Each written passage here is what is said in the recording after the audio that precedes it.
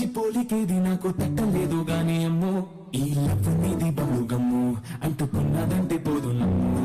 ముందు నుంచి అందరన్న మాటే గాని మళ్ళీ అంటున్నానే అమ్ము ఇది చెప్పకుండా వచ్చేతుమ్ము ప్రేమ నా పలివు నన్ను నమ్ము